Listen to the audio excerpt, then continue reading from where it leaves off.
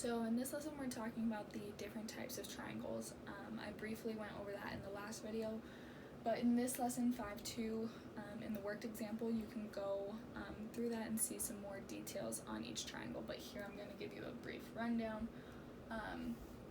So here are 6 different triangles that you will see throughout geometry. Some you'll see way more than others. So first we have acute, and all that means is that all 3 angles in the triangle are less than 90 degrees. And if an angle is less than 90 degrees, it's an acute angle, which is why this is an acute triangle.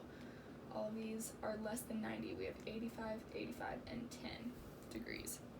So that's an acute triangle. Next we have obtuse. This means that not all angles are obtuse, but only at least one angle in the triangle is greater than 90 or obtuse. So in this case we have 110 degrees, 27, and 43. So we have one angle that is greater than 90, so it's an obtuse triangle. These 2 triangles, acute and obtuse, you won't see very often. These are just good things to know. Next we have a right triangle. A right triangle is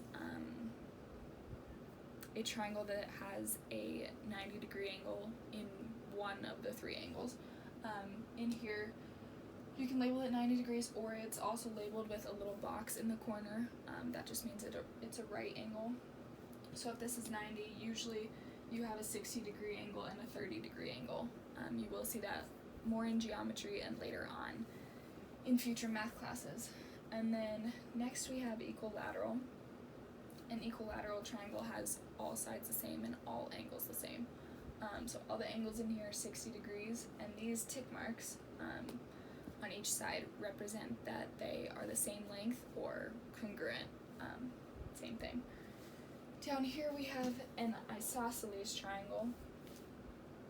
It kind of looks like this one above, which is possible, but in here isosceles has 2 sides that are the same length, represented here with the tick marks again, and 2 angles that are the same, which are down here in these 2 corners.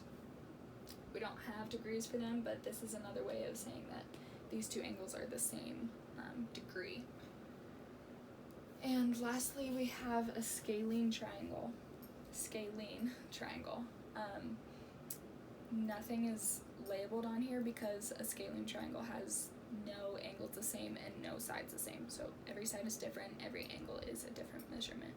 So that's a scalene triangle. If you need more detail on all of these triangles, just go to your worked example.